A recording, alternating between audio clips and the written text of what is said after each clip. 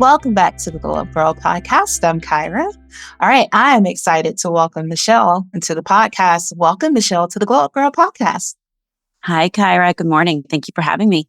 Yes. All right. Well, let's get started by having you tell the audience listening or watching who you are and what you do. I am Michele Wispelwey, CEO and co-founder of FemGevity Health. I'm also a mom of two. I'm a wife. I'm a golden retriever mom. I'm a sister, aunt, cousin, loyal friend to many. FemGevity Health. Should I dive into it? Okay. Yes. We're a healthcare company focused on longevity medicine for women experiencing perimenopause and menopause. And our approach is different. It's unique. It combines longevity medicine with precision diagnostics and virtual care optimization.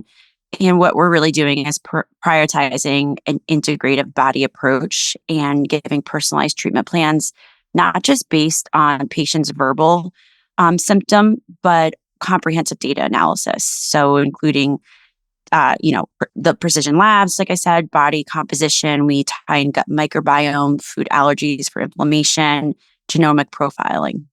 Yes. Oh my gosh. Okay. So let me just start with, first of all, I love that you are a fur mama. I'm a fur mama too. And I love that you are real persons, real humans mom too. But I'm a fur baby mama. So I'm like, yes. Also, okay. I love everything about what your company does because it's so important. So I just recently talked on an episode about like 2023, and it was about me kind of giving a reflection back of things. And one of the things I focused on was health and women's health, and especially like women's reproductive health. Whenever sort of like for us as women, whenever there's something going on reproductively, we've been taught to like not say anything, don't talk about it, but it was through like testing and things like what your company offers. I mean, I'm amazed to this day, like what they can take your blood and find, and things they can do with just drawing blood from you. I mean, so we were like, my doctor and I were like trying to figure out because, well, it's no secret. I'm not ashamed to ever talk about, like, I had fibroids and I've struggled with fibroids for pretty much my adult life. And my doctor and I, like last year, I was like, oh my God, like my site, they're back. I think they're back. I'd already had one surgery to have them removed. And then I was like, wait, am I going into menopause yet? Am I like perimenopause? Am I in menopause? Like, how much longer do I have to go? Because I didn't want to go back through like another surgery and wanted to I was like, I'll just suffer if it's like right around the corner. And so like through blood, she was like, yeah, you're not close. So, like, you're going to have to figure out another alternative. And I was telling a friend that I was like, oh, they can actually tell you that. And she didn't know. And I think it's just so much about like us being educated as women. Yeah. So what's interesting, and my background is diagnostics. I've been in the clinical diagnostics industry my entire career before, founding FemGevity. And it's funny that menopause, and you get a lot of doctors because there's not a lot of education and training out there where like, oh no, we can't figure out, just tell me what your symptoms are. And you kind of just plow through it. 80% of medical guidelines are based upon diagnostic testing, cardiovascular, hematology, endocrinology. You would not go to a doctor, put yourself on Lipitor or put yourself on some type of medication for your thyroid disorder without getting a diagnostic test. It is so critical to have that backing, that science-backed medical data in order to get a precision treatment plan and personalized plan. So there's white papers upon white papers that no one actually takes the time to review or look at or research that diagnostics backs precision medicine. And that is the way you really should go about your healthcare journey to take care of yourself. Yeah. And I am very familiar with the fibroid. I actually had a hysterectomy I guess a little over a year ago because I had a really scary situation, but it ended up being a very massive fibroid. They are very serious. They were very real, and it was very scary.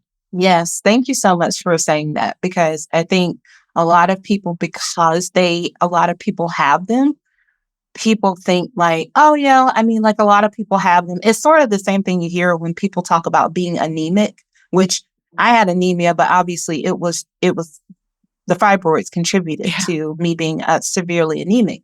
And I remember a lot of people saying, oh yeah, I'm anemic too, and I need to go check that out. I was like, you need to check it out because it is severe. Like it changes your whole life. It changes your health when you don't feel good, when you're tired all the time and you can barely like make it through a day, so yeah. And so I just I'm glad that you said that. I'm glad that you're here just to share and to talk about the importance of just the data, right? Because that is just so key. Like I don't want anybody helping me on my health journey if we're not looking at like like let's pull down my records and let's talk about it. And like all the doctors that I have now, like we sat and we looked at like all the results and all those things before and discussed treatments before we came to a treatment plan. So exactly. You bring when there's something wrong with your car, they do diagnostic testing to it, right? Why would you bring your body into the shop without doing some diagnostic testing? Exactly. Get under the hood. Yes, do Literally. it. I mean, yes, even if you're afraid, do it. Because I know that's the thing too, where people sometimes just ignorance is, bliss to like just not know. But it's like, no, I go to the doctor literally for everything. I mean, if I feel like I don't know what's happening, I'm like, okay, let me make an appointment because I just don't want to ever be too late. There's so much like you said, there are treatments and there's science and things that can help us. So why wouldn't you want to know so that you can like help yourself? Less is best is great in a lot of settings, but when it becomes to your health and medical world, the realm, less is not best. Yeah. But that's what the U.S. healthcare system has really been based on because of being so cost prohibitive. Yes. So Michele, what led you to, what helped you to realize, what was a moment that helped you to realize that you needed to take control of your health as a woman? And what steps did you take personally to gain more control? Yeah, so that's a great question. So I started in this diagnostic lab industry right out of college. I worked at Quest Diagnostics, and what really like drove me to it because it was like the medical, the science, the innovation, and I was always drawn to wanting to know more information. And then at the time, our focus was cytology. So, and now this was in 2003. So doctors were still utilizing conventional Pap slides. You would think I'm talking about like 1950. And, but it was 2003. They were still putting them underneath the microscope to look at cells. So our big focus was helping doctors utilize more innovative tests where it's like, liquid-based cytology. It just more to see the cells and cervical cancer screening, drive the cervical cancer rates down, things like that. Now, at the time I was, 22 years old, so I wasn't heavily focused on preventative. It was more of just like learning and being fascinated by the science and technology. And then fast forward a couple years, my mom had passed away at 51 years old. I was 25. So I was just getting into the groove of my diagnostic career and working with doctors on educating about innovative tests. And that, and for women's health. And that was really the turning point that shaped and redefined me on how I take care of myself and how I want to prevent myself from disease. And this is a while back. People weren't talking about longevity medicine and optimal health. I was really ahead of my friends and what they were doing at their 20s. And that's when I knew I was going to be on a path from an early age on how to empower women and, to see healthcare as an investment and not as an expense. So, at 25, I was searching for the right hemo-oncologist for my mother that was dying of cervical cancer, ironically. And from that moment on, I really took an active role in my health, in my sister's health, my younger sister, and because that's the most important thing you could do. No one cares about your body more as much as you do. And you have to just take control and an active role for it. So on top of, where my career was starting out, I also had a very dramatic, traumatizing experience early on in life that made me just take control and go on a different path, which it was tragedy, but I'm also extremely grateful for it because what brought me here today. And my mom actually had cervical cancer, but for years she was told by her gynecologist that her bleeding and spotting. She was going through her changes, and then that they were fibroids, actually. And that's what led me to here, and that's where my path is now. And here I am.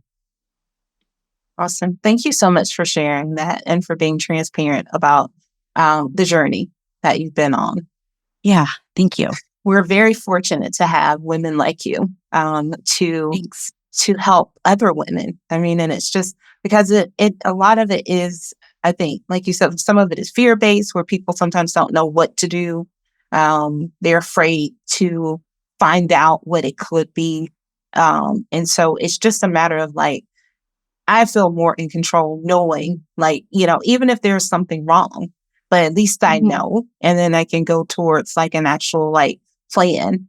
And I think that's just really important for people to remember. So thank you for the work that you do. Thank you for letting me share. I appreciate that. So Michele, as a businesswoman, also, entrepreneur, we have a lot of people who listen to this show who are business professionals, who are entrepreneurs. And I'm so happy that you've agreed to talk about some other areas as well in your life.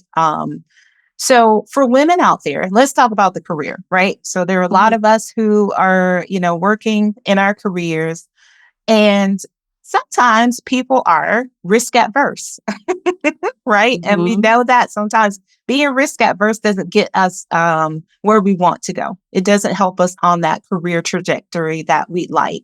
What advice can you give to someone? And, if you've got examples yourself that you can share for anyone who may be afraid to take that risk that they might know they need to take in order to move forward? Yeah. So I'll start by saying that I took a really big risk myself with stability, a salary. I was at I started with my co-founder of FemGevity when I was still working, full time at the diagnostic lab where I was, I ran all the women's health program there. I was a director, and they had actually last fall were acquired by LabCorp, and I had an opportunity and a job offer at LabCorp, comfortable, predictable, and there was a very easy roadmap ahead, right, where I could continue on the same journey. But I turned it down and I took a risk because you're either all in or you're all out, especially in the startup world. You're either going to do it or you're not. And it was very scary and it's still scary to this day because, nothing's guaranteed and we're in a seed round and we're just getting going. And I took a risk myself. I left that industry and left salary, left pay, left my independence with as far as what I brought home to my family too. And just, and so I understand the risk and the fear that goes along with it. And as humans, we tend to gravitate towards familiar and comfortable. And we stick to what we know, what feels safe, what we're good at. But when it comes to professional growth, staying in our comfort zone holds us back. And it's crucial for professional growth and to give you on to extend your bandwidth, right? And one of the most I feel significant benefits of doing things that make you uncomfortable is it pushes you to new heights, whether it's taking a new job, a new, in your personal or professional life, presentations, pitching a new idea, a new company, a new industry, and it forces you to challenge your limitations in new ways. And it's intimidating and scary as all hell. but it's incredibly rewarding and gives you confidence to carry yourself forward in your career. And that's something that someone can never take away from you, that it's only going to continue and grow and spiral in a fantastic direction forward. And sometimes, many times, really, the biggest risks are the biggest rewards. And you have to plant your feet in the ground and be confident in what you're doing and manifest it, that it's going to work and what you want. And no one's going to give you what you want but yourself. You control your destiny. And I know, maybe some people listening to this may be like, oh, well, you had the means because, so you could take a risk. But you have to set everything else aside. Like, don't let financial circumstances dictate if you're going to take a risk. It will come. You have to let life happen for you and trust the process. Mm-hmm. Yes. I think that's really good advice, because I do think a lot of times people are sort of straddling the fence. Because if you're, in a corporate, you're in a corporate job, say, for example, and you've got, like you said, you've got a nice salary, you know what the next steps look like. But over here, you've got this business that you're passionate about and the thing that really like fuels you as a person. And you're thinking the one thing I think where entrepreneurs all get to is a place to where it's like, you have to take that leap of faith. You've got to step over into it and just give it your all, or you're going to you're never going to see the full potential of your business if you keep working for somebody else's business. Exactly. And one tip I will give, and I've learned this as I'm going through a seed raise, is make sure that what you're taking your career risk for isn't just a passion project, but there's also an ROI behind it. And a lot of people, especially women, they get very passionate about a cause and a problem and their solution. And it's more of the men that always get like funding and things faster because they're so like data analytic number focused. But it's so important for women. If there's like any advice I could give, is like, make sure that like when you have a solution and something that you're building, make sure that you have like numbers and ROI and money to be made and to back it. And do not feel guilty about that. Do not feel guilty that you are there to make money with your risk. Own it. Yes. Yeah, that's definitely also very, very important. I love that. Okay. So also we know, as being, entrepreneurs, right? Being resilient is a really big part of, well, not just being an entrepreneur, but just being a person, right? If you live long enough, you have got to build resilience in this world. And so I like that you said, you feel that curveballs in life are good and they've helped you to build resilience. Yeah. What are some curveballs that you faced and that have helped to shape you as the person you are today? Okay. So overall, I feel that challenges and failures and hardships are what shape you. I don't know if you know Brene Brown, but I follow her a lot. And she always says there's no success without failure. And to many people, like, failures are setbacks, but really they are a learning opportunity. And I've learned from a lot of my failures how to become self-aware, working on myself and my future self. And just, I know that for things to change in my life, I need to know the reality of where I am now. And you have to, and I constantly strive for, self-improvement, not for me to be, mediocre, subpar, and I don't feel guilty about that anymore, like I used to be. So in the startup world and running a company, I mean, we make mistakes all the time. We've hired the wrong product people, the wrong people that said that they had IT experience and didn't. I've sent wrong emails out to the wrong people. It's like endless of the mistakes that we have made with growth marketing, with, with our pitch deck and and just like figuring out who I wanted to be as a leader in the beginning of the company to more of a collaborative leader now, I think are what has shaped me. And I think of how we've allowed ourselves to like make mistakes and making decisions on our own, and then also learning from those mistakes of, like I said, like bad hires. And I think our biggest, like my biggest downfall failure is just like where we've gone wrong with like growth marketing and just bringing in wrong tech people and things like that. But those are opportunities for growth, and Oprah once said before her reputation went downhill in the past few months, a queen is not afraid, and failure is another stepping stone to success. And curveballs are important because they help you become wiser, more efficient.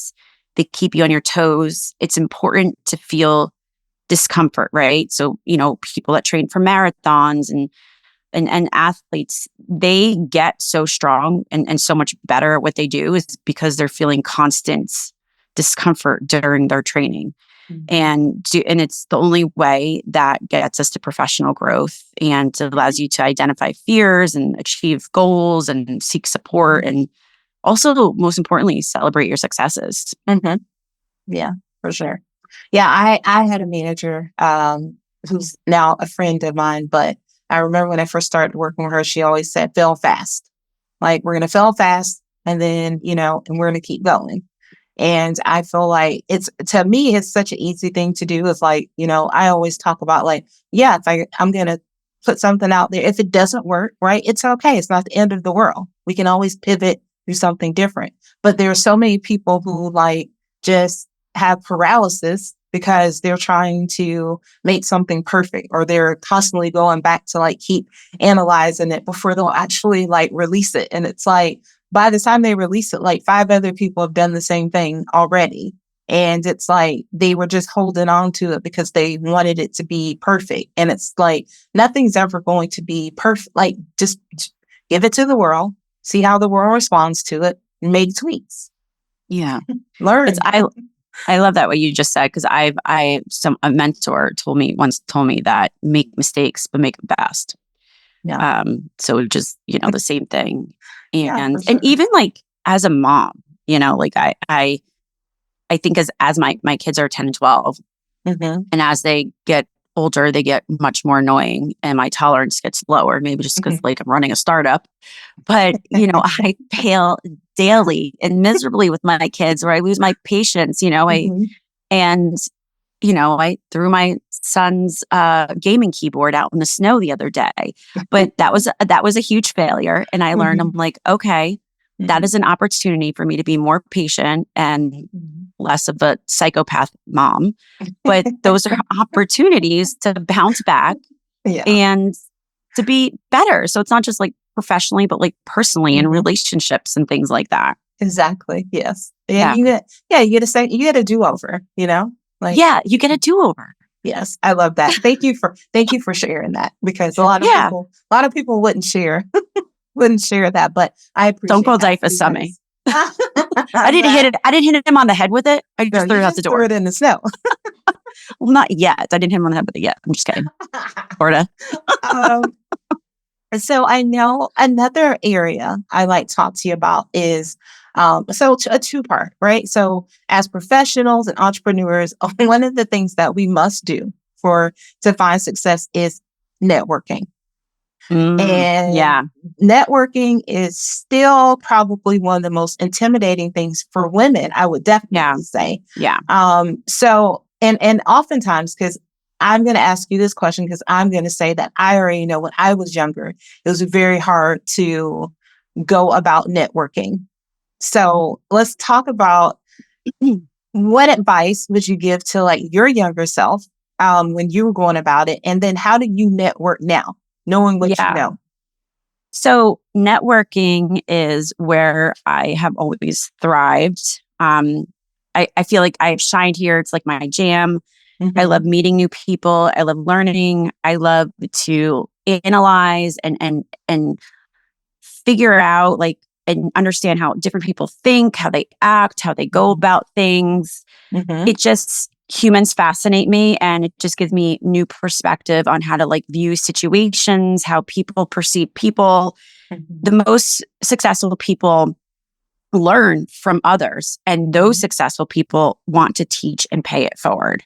And I think it's because like a big part of like my career prior to FemGevity was like building these relationships with physicians and trust. Like, I had physicians, that I still have relationships with since I was like 22, 23 years old that I've known from like when I was at Quest to when I worked at LabCorp to the other labs. And, building relationships is the most important thing you could do to be a successful leader. It's more important than being that person in the room, knowing all the answers. And some people want to be the smartest person in the room. I never want to be the smartest person in the room. Exactly. Yeah. I want to be the person that makes others feel most comfortable and that they could be vulnerable and loyal with, because those people will follow you out. And, I think networking is the key to relationships, and it's the true ability to influence others. And,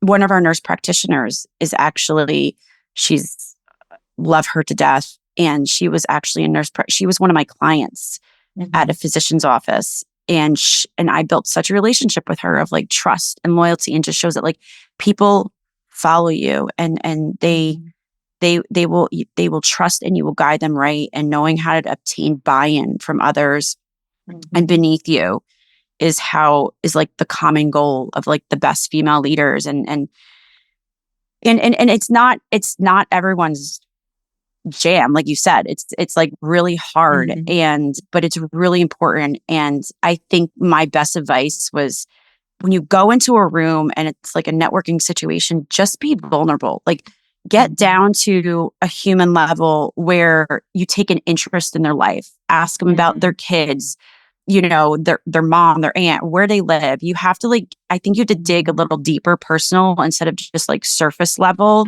And like a true relationship, it can't be forced, right? It must be authentic and built on trust and mutual. And it's scary, but you don't have to go into acting like you're, a savant in anything. Just be genuine and natural. And it's more about building relationships. Like the network, I know it's like there's a fine line with building relationships and networks, but it's really about building a relationship first to have that network. And when you go in and choosing those people that you want to build relationships with, ask like, who needs to know me? Who can I help? Who can I mentor? Right? Who would I like to learn from and work with? Be very intentional on who you want to build and network those relationships, not just anybody. People that are going to carry you in a way that you're going to become better from. And that's why it's always like, they always say it's like, you don't want to be the smartest person. You want to be around the smartest person to become smarter. Exactly. So, that's why I married a man that went to Duke. So,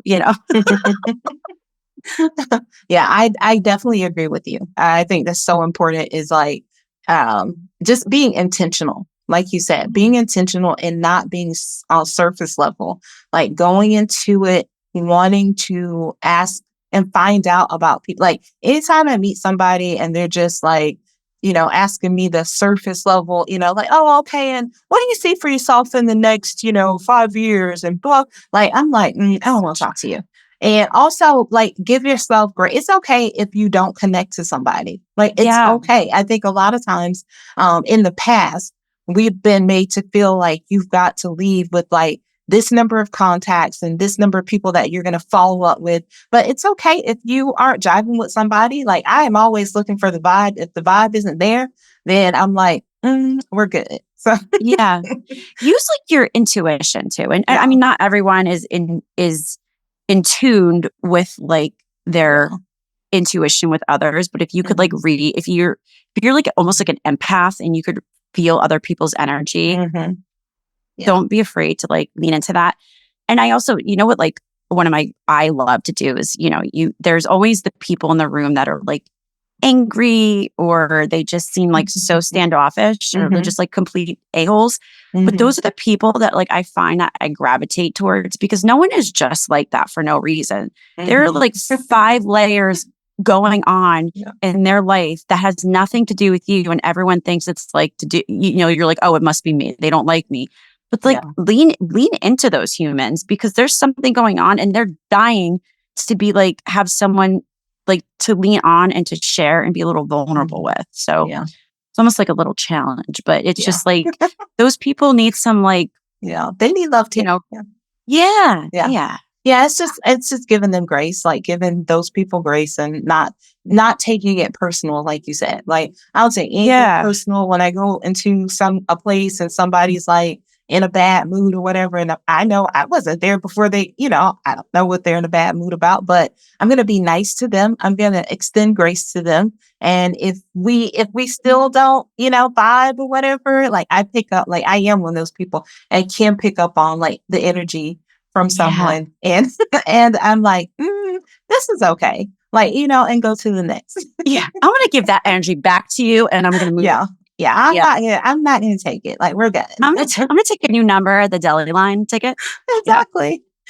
So Michele, how can the audience connect to you, and then how can people listening or watching support you and your company?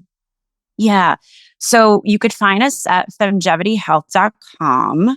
At FemGevity is our Instagram and, all of our social handles. We support us on Instagram. That's super helpful. Going to our website, we have a lot of blogs and educational material. Excuse me. You can find me on LinkedIn. We're starting to do a lot of like local intimate events that are like invite only, where it's like education and women being able to ask questions, like fireside with Kristen and I, who's my other co-founder. So yeah, like keep up to date with us doing that. That would be great. And we do, if you're having, issues and you're not sure if you want to sign up and come on board, and we also do 10-minute free consults to kind of like walk you through what the process is. Yeah, awesome. Love that. And we'll also drop all the links in the show notes as well, so that you can get to Michele and FemGevity. All right. So now we're going to move into 3 things with Michele. I'm going to ask you 3 questions, helps the audience to get to know you a little bit better. And I always love to say this, but the first one's a 2-parter. Okay. It's an A and a B. So Michele, how do you start and how do you end your day? Okay. So I start my day, I get out of bed, I drink a glass of water, and I stretch, because I just feel like it kind of just like opens up my body. And I write down actually 3 things that I want to accomplish. I have a goal, whether it's going to the post office and getting some piece of mail out, returning something, or getting an important email out for work. It could be anything, but you should always have something to work for, a goal to accomplish, big or small. And that's really how I start my day, like pretty simple. I wake up early. I wake up early before everybody else, because I like that quiet time to just go through emails and take my first sip of coffee alone. And then I go to bed. I have a very regimented way. I make sure I burn my incense. Every night I burn that, and then I do stretching again. I have a journal that I kind of write in on like what I'm grateful for that day. You have to list 5 things, whether it's like, I was happy that I got to eat an Oreo cookie, or, that my husband hugged me tight that day. It could be anything. Because it really just like resets you for the day. I usually I meditate with my son, or Ring has a great little meditation app. I do that, and I take some time to just like relax and read to myself. And just as really simple as that. And, my skincare routine obviously means a lot to me. But very simple, nothing crazy that makes me happy. I'm not trying to, rewrite the bedtime routine. Yeah, I love it. Okay, speaking of goals or intentions, what's one that you set for yourself this year? I want to be very intentional on the type of leader I want to be, and I want to stick to it regardless. I want to really focus on being a collaborative leader where there's no silos in FemGevity, that everybody has a voice and a part of decision making, and that they could come to me and we're open, a very open community of an ecosystem at FemGevity. So my goal is to really be exactly the type of leader I want to be, and not be influenced on what I'm told I should be or I shouldn't be. I love that. And last, so what's the book, a podcast, show, anything that you're loving in this moment? Yeah. I have a stack of actually like 9 leadership books I'm reading. A lot of them are the Simon Sinek books that I have to get through. And one of the podcasts that I've been really intentional on listening to is Tim Ferriss, The Tool of the Titans. And I love it because it's like 20-30 minutes. It's not like a 2-hour one. And short form podcast that focuses on leaders of, the fast companies and most innovative businesses, and really just short life advice that always impresses me and leaves me to like stop and write it in my notes section in my phone, where I love like quotes and things like that. So that is my fave, and what I would recommend that is on my top of the list right now. Awesome. All right. Well, Michele, before I let you go, can you leave the audience with 3 things you'd like them to take away from this conversation today? Okay. Tenacity. Don't stop. Keep on doing what you want until you get to your goal. Figure out if you hit a roadblock, find the solution. Don't ever stop. Openness and vulnerability. Awesome. I love those. All very good. Well, Michele, this has been a wonderful conversation. Thank you so much. You've shared a lot with us today, and I love this because we got touched in a lot of different areas, which I think the audience will love, and they will definitely take away something from this conversation today. I wish you and the FemGevity team all the success, and you can always come back here to Glow Up Girl in the future. Thank you so much. It was so lovely. I was really excited for this podcast. Awesome. Well, stay tuned, everyone. I'll be right back.